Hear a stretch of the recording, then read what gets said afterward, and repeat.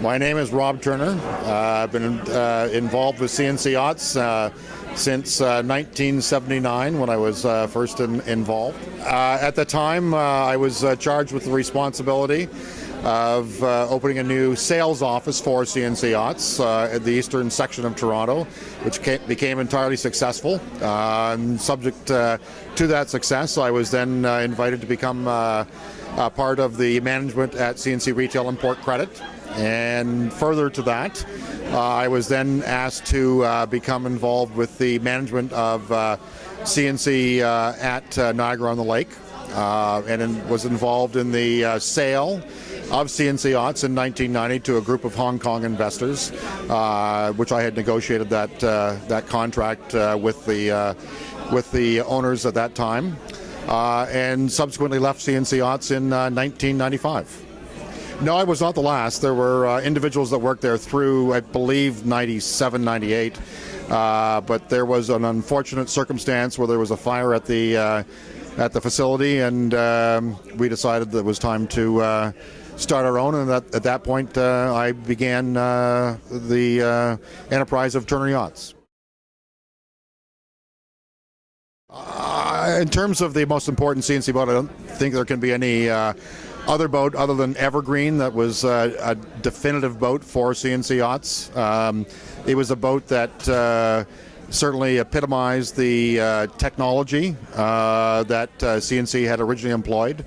There were so many breakthroughs with regard to materials that were employed in the boat.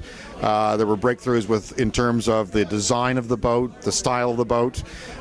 Indeed, even the sails that were used on the boat were the first Mylar sails ever used. Green garbage bags. They were green.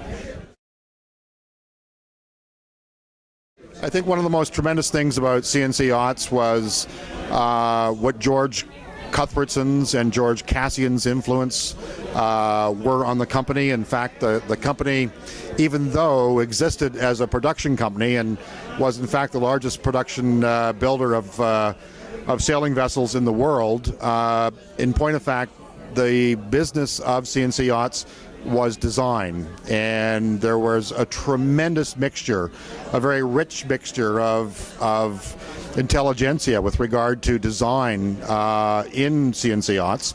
And at one point in time, there were CNC designs being built in 26 different countries throughout the world. CNC designs. Other manufacturers were manufacturing, correct. I can't define CNC Yachts in any one moment because there were so many fantastic moments at CNC Yachts. There were moments that included contract negotiations with corporations such as DuPont, where we developed a Kevlar aramid fabric for the marine industry. There were moments in terms of designs and launches and tremendous events with regard to successes on the race course. CNC Yachts spans so many varieties of events that it was incredible to be involved with such a company that was I think recognized as a market leader and was respected as such. I had developed a dealer network that numbered 96 dealers throughout the world. We had dealers throughout North America, of course, Canada and the United States. We also had dealers that were placed in Europe.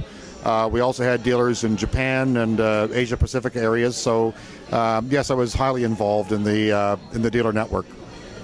I can only say that I think that in terms of CNC Yachts as a company, denoted a highlight in Canadian industry, and I was involved in CNC Yachts in a transitionary period when CNC Yachts moved from being a cottage industry into a real industry. CNC, I think it was became an entity because of its IPO, and as such recognized itself as an international entity, and was a force. Was a force throughout the world in terms of design, in terms of the models that it produced, and people respected that, and they chose to follow their lead.